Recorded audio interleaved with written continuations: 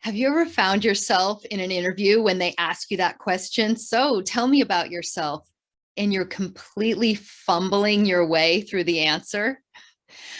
Or maybe you get into a networking conversation and they're starting to ask this question, well, what do you want to do? And you find yourself completely going blank. Or maybe when you even think about communicating yourself or talking to people about yourself, the imposter syndrome comes up so big that you may even just avoid the whole conversation altogether.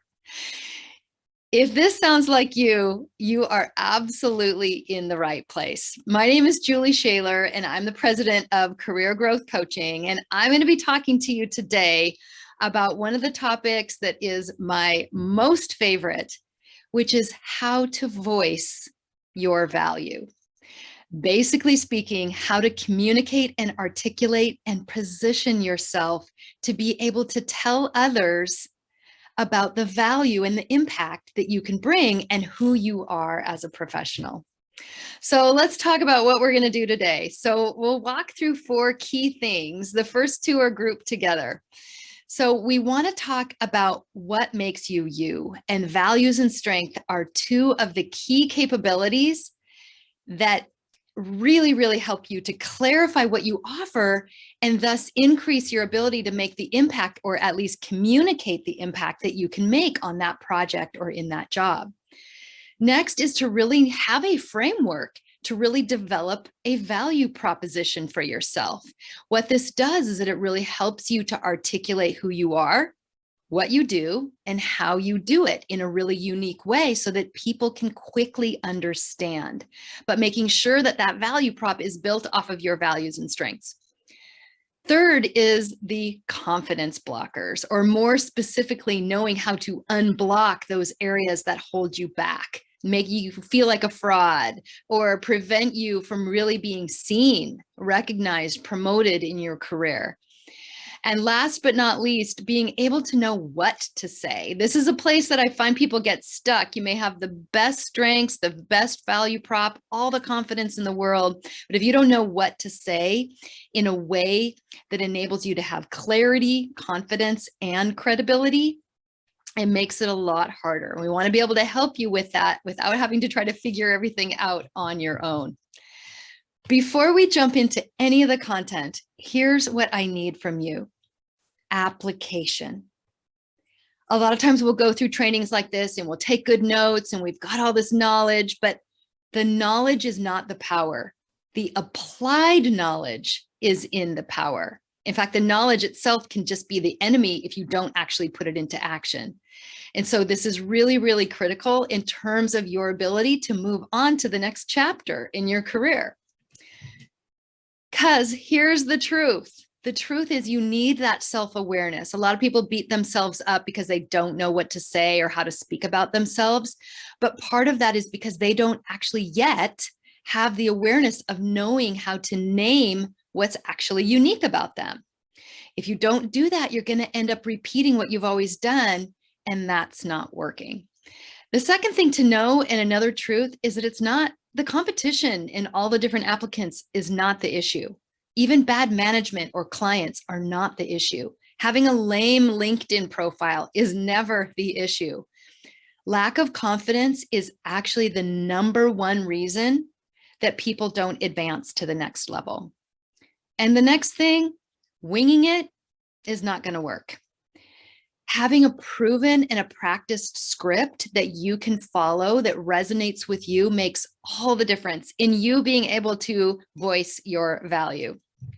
And so if you are able to follow a process and a framework and get that clarity on your unique differential, if you're able to learn skills and learn how to confidently communicate yourself and the value that you can bring, and if you're able to follow and use a script to upgrade your narrative and to be able to articulate your story clearly, voicing your value becomes a lot easier. Because here's the thing, people think, oh, I just don't know how to do that. They just don't have the knowledge, the skills, or the confidence, or the script. And I'm going to be able to share all of those with you today. And so let's dig in. How are you actually going to voice your value? Here's the thing. A lot of people I talk to, they know what they want. They know what that next project is, or they know what that next job is, but they don't know how to go about getting it. And they don't know how to talk about themselves. And that is the single thing that's holding them back. And that's why I'm so passionate about this topic of being able to give you some skills to be able to do this for yourself. So the first step in the process is to know your values. What happens is that people will try to communicate themselves, but they don't know what they value. A lot of examples of this are in that wheel in the graphic that's on this slide. And so why do we care about this? Why do values matter?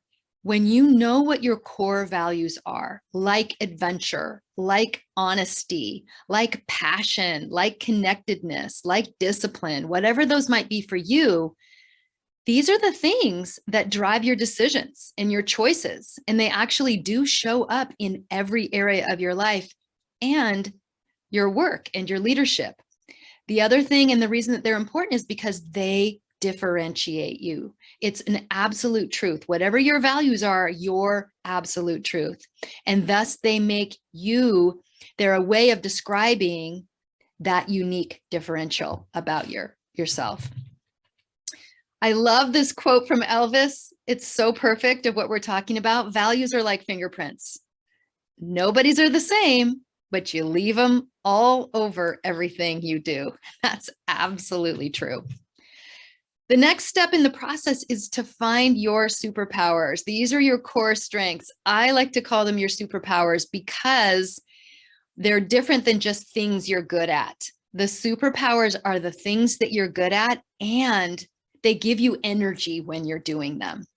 Because without knowing your specific strengths, you are going to appear uncertain, average, perhaps even unqualified, because you don't know how to talk about what you're actually good at and align it with the job itself.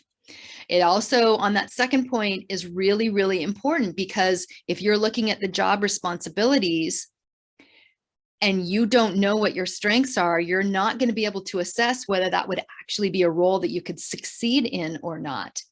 And then the third thing that can happen when people don't know their strengths and haven't actually nailed and named them is that they end up creating confusion with the client or the person they're talking to by kind of over explaining. And you don't want to create confusion, because that is the opposite of being able to communicate your value. Here are some specific examples of what I'm talking about. And if you have done an assessment like Strengths Finders, like Clifton Strength Finders, you may already have the knowledge that you need. But if you haven't, you don't need to go out and pay for that assessment. You can actually do this on your own. And here's the process to do so. First of all, you want to just make a list of the skills and or strengths, things that you're good at. And so in this example, we'll just key off of the first one here, process improvement. The next thing you want to check is whether this thing that you're good at is draining, neutral, or energizing for you. Because we can actually be good at something, but it's actually really draining. Like we're really glad when it's over. Or maybe it's just kind of meh and neutral.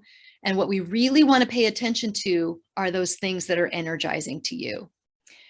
And then once you know what those are, look and think and ask yourself, what's the real superpower or strength that's underneath that thing? So in this example, process improvement was something that was highly energizing. And the superpower that this client brought was that she was very analytical. And that is what we're looking for, is to name those superpowers. Once you have your values and your strengths, you've got the core ingredients to actually build your value prop. Now, if you don't know what your value prop is, the lack of clarity of being able to articulate yourself leads to a career plateau. You may be doing great work and everyone's like, oh, she's so good, or he's so great. But you may not know how to ask for what you want. And people may not know what it even is that you want. And so as a result, you end up being the second choice candidate. Great experience, but weak positioning. And we don't want this to happen to you. And so let's talk about how to get past that. Your value prop, in the way that I define it, is a single sentence that incorporates who you are, what you do, and how you uniquely do it. Let me share with you a number of examples of what I'm talking about. And this takes a little bit of time to kind of go through. But the first part is the who you are part. So really land on a professional identity. You can see from these examples, merchant leader, technology executive, marketing leader, business manager, sales leader. These are all examples of who you are professionally. So identify what that is for you. Additionally, what we want to do is to give you an adjective. And this is often where your values will come into play. So for example, this first client that is the merchant leader, one of her core values was empowerment. And so she used this word because it was so true for her, very empowering. And then the next part of it is the what you do. In this example, at the end of the day, what she did was drive channel results. And I'll give you a quick tip on this one. Be specific. A lot of times people will say driving business or great outcomes. Those are pretty vague, and you want to be more specific if you possibly can. And then the last piece is the how you do it. And so as you can see from these examples, it was through people, or the second example, through partnerships and strategic alliances. In the third example, being able to build creative go-to-market solutions. And so essentially, this is what is the unique, a lot of times this is what's built off of your core superpowers. Like the fourth one down, the analytical business manager who maximizes divisional results, and the how he did it is absolutely built off of his strengths: epic attention to detail, collaboration, and data storytelling. So that's several examples of what you want to be building toward for yourself and your value prop. When you're done with this value prop, it can go a lot of different places. It can go on your LinkedIn headline. It can become the headline in your resume. And when you're voicing your value, you create a conversational version of this to be able to describe to others who you are and what you do. The next step in the process is to free your confidence. So like I mentioned before, if you have a great value prop, but you're worried about looking stupid, your fear of NGE, which is not good enough, or if you're feeling like an imposter, these are big, big reasons why you won't be able to communicate your value. So we want to be able to give you the skills and the tools to be able to make this shift. This is huge. In fact, if there's one takeaway from this whole training, it's this one, because you could have two very equally qualified candidates in the interview, which usually is the case by the time you get to the top two. But if one is more confident and is able to communicate their value confidently and clearly, and the other is kind of fumbling their way through it, guess who's going to get the job? So this is huge. How do you do this? You're asking yourself. Sounds great, but how do I do this? One of the best resources that I can share with you is a book by Dr. Carol Dweck that was written a number of years back, but most of you have probably heard it, called Mindset. And in this book, she talks about a fixed mindset and a growth mindset. And this is a quote out of the book that she says, the growth mindset is the belief that you can develop abilities. On the other hand, believing that your qualities are carved in stone, which is the fixed mindset, creates this urgency to prove yourself and a fear of making mistakes. So for example, the fixed mindset would go into an interview process saying, this is hard. The growth mindset going into the same interview process would say, this is fun. What am I going to learn? And so this is huge, because really being able to shift your mindset is really going to make all the difference in your confidence and how you feel. Here's another few really powerful steps. I thought to myself, what are 3 really powerful coaching tips that I could give you in being able to switch your mindset from more of a fixed or doubtful or fear-based mindset to something that is more growth? So 3 steps in being able to do that, or 3 tips. First, identify the skills that you need and who you can learn from or where you can learn these. Because sometimes what happens is that people will just say, oh, I'm not good enough. And that's not the truth. That's just what the story is that they're telling themselves. What's actually true is that they're just missing some skills that they need to build. So really lean into identifying what skills that you need. The second way of freeing your confidence is to shift your mental focus. Shift it to what you do want, not what you don't like or don't have. And so if I'm feeling like an imposter, what I don't want is to look like an imposter. What I do want is to feel calm, confident, and clear in my communication. And so what'll happen is it will be in this mental loop of fixating on what I'm afraid of or what I don't want, or that I'm going to look like a fool or something. And our mind just loops on that, which creates even a higher level of fear and emotion in the body. And thus we kind of perpetuate that fixed mindset. So being able to shift your mental focus to what you do want versus what you don't want is a really, really powerful skill. And then the last one is just flipping your narrative. So flip it from the I can't or I don't or I won't, and looking at that same interview as a process. It's not that I'm going to succeed or fail. It's that I'm going to learn and improve every step of the way. That's very much focused around a growth mindset and very much more aligned with having a lot of confidence and being able to voice your value. So here's the last piece in the process. Be able to script or have a script for your story. So by this time, hopefully you've developed that value prop, leaning off of your values and your strengths. You also have unblocked any confidence stoppers that may have been present for you. And now you're able to go in and have that conversation.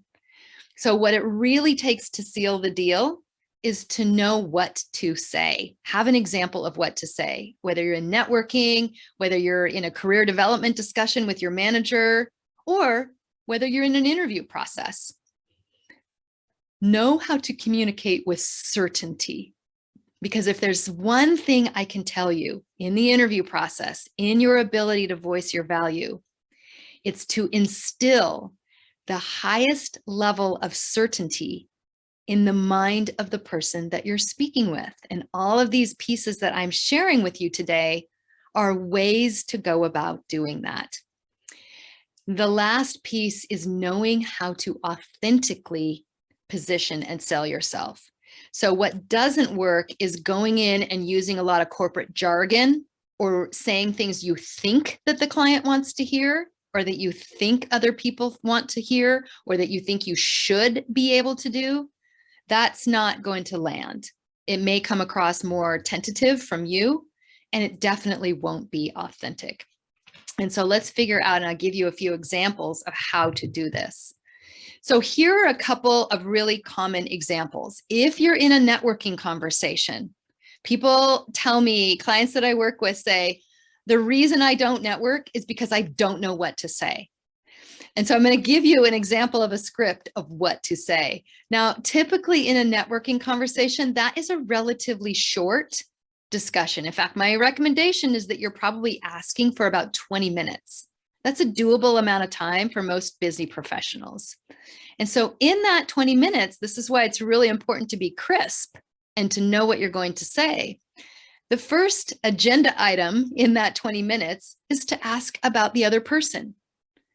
If you walk into that 20-minute networking meeting and you're listing off all the things you want, all of your checklist, all of what you did in your past, and it's 18 minutes about you, you may be turning off the other person and just discouraging them without even realizing it. So always start with asking about them. It enables you to build goodwill, and most importantly, it allows you to gather good data and information. What do they like about their role? What's challenging? How did they start? What was the greatest thing? What was one of their greatest wins? These are all examples. Just be sure that you're time checking here, because sometimes asking about them can become the whole 20 minutes, and that would be a fail. You definitely want to be able to move to that second step, which is to talk about you. So giving a quick background on why you're here. You're going through a career change. Maybe you're looking for the next role. Maybe you're looking for the next level. Maybe you're really looking to grow and pivot into a new area and build on the skills and experience that you already have. Make sure that you have what I call a conversational version of your value prop. So what you don't want to do is just to memorize it verbatim, because as you might imagine, that's going to sound very stiff. But an example of this is, yes, I'm a very empowering type of person. So empowering others is really important to me. I'm looking for work in retail. I consider myself a merchant leader, and I want to be in a leadership type of role. One of the things that I want to be able to do in my job is to be able to deliver really strong channel results and be measured against that. And most importantly, I want to lead and manage a team, because I really believe that success happens by working through people. So you see how I kind of made a conversational version of that very first example that we had on the prior slide? That's what I'm talking about. And this might take a little bit of practice, which is absolutely great. And then last but not least, you want to ask them, who do you know that I should talk to? This is important in the wording here. Don't say, what roles do you have open? Don't say, what do you think? Don't say, do you have any jobs open on your team right now? Because those can actually make the other person feel a little bit uncomfortable or even threatened. And that's not going to position you in voicing your value. And so asking a really nice question, an easy question to answer of like, who do you know, is a really great way to get another name. Once they give you that name, then ask, would you be willing to introduce us? And so sometimes this brings up that confidence piece I talked about earlier. And so practicing what you're going to say can be extremely, extremely helpful. In the interview, most of the time, you're going to get that age-old question, so tell me about yourself. And what most people do is they kind of either fumble through the answer, or what is more common than that is that they basically just give a narration of their entire resume and job history. That's not going to be telling about yourself. That is simply narrating what you have done and what jobs you've had. So don't do that. Here is an example script of how you can answer the tell me about yourself question. First is the who you are, and that's why we go back to those core values again. They're very true for you. And so, for example, honesty is one of my core values. And so if I were to answer this question, what I would say is, well, one of the things that I want you to know about me is that I am very honest and direct in my leadership. And so what that looks like on the role, on the job, is that I'm always going to be in integrity with what the right thing to do is. I'm always going to be telling the truth, even if it's hard news to hear about what we need to do in our business. The next piece is the what you've done. And so this is important to give some examples of what you've done in your career. But here's the caveat. Make sure that you're filtering your answer based off of what they're looking for in the job description. So if you're looking for a GTM marketing role and you did financial assistance as an accountant early on in your career, that's not going to be as relevant. So you may want to speak to saying, in this project that I worked on with XYZ Group last year, I did GTM work. This is something that I'm passionate about. And then I went on to do this work in marketing and then this work. And because what I know that what I'm understanding that you're looking for in this role are these marketing, GTM, client and partner stakeholder relationships. And so you're talking about what you've done in the context of what they're looking for in the role. And that may filter out a whole bunch of other stuff that you've done, and that's okay. If they want to know about some of your previous background or something that you have listed on your resume, they'll ask, the client hiring manager will ask. And then the last thing is, before you answer that question, that you're able to give reference to the why. Why are you interested in that role? And what is it about you that you feel could make an impact in that role? And so that can sound something like, I'm really excited about this role and this opportunity because I can really tell that it builds off of the background that I have. Who I am as a leader in terms of the integrity, in terms of the work experience in working and delivering GTM strategies is very much aligned with this. And I know that I can make an impact in the role starting day one.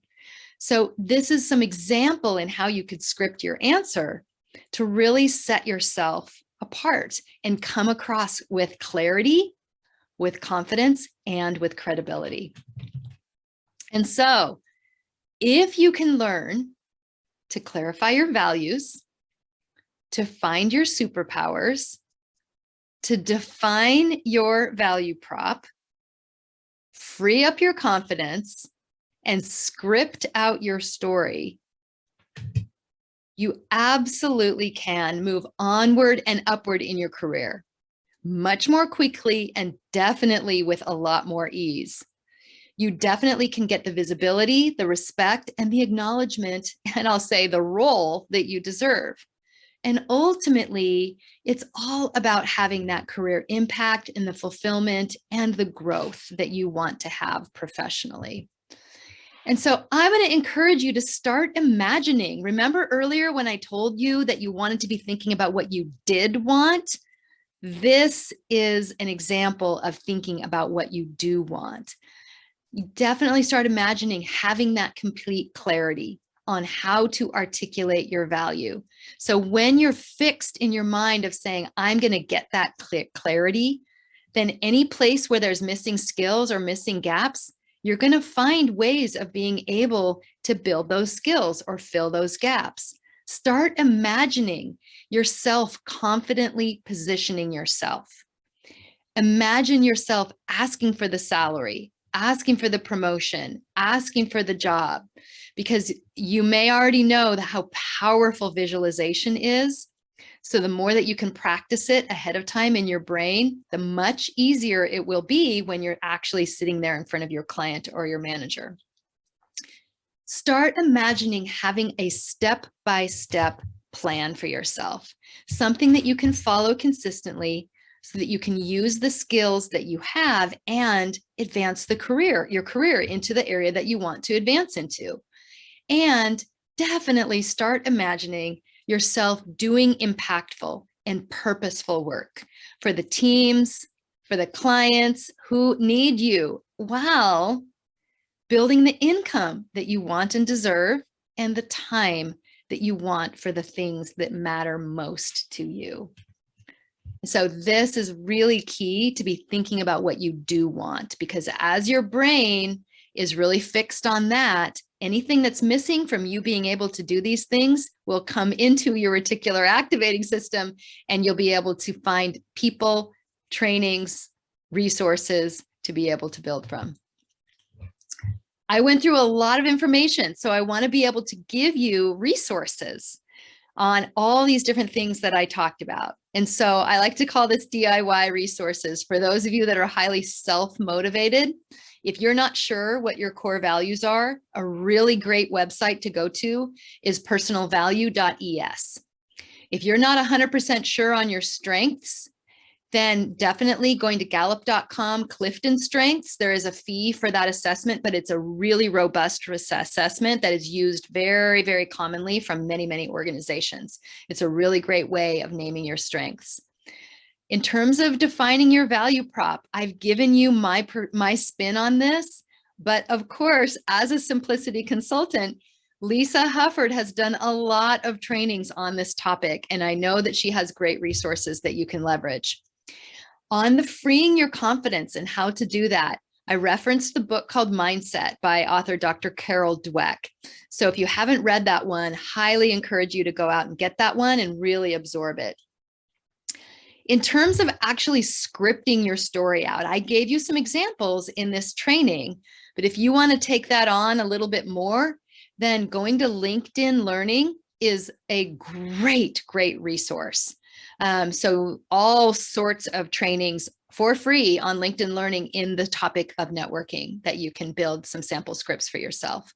And last, but definitely not least, is practice makes perfect. A lot of times we can have all things perfectly scripted in our head. And then when we actually have to say it to someone else, we find ourselves getting stuck.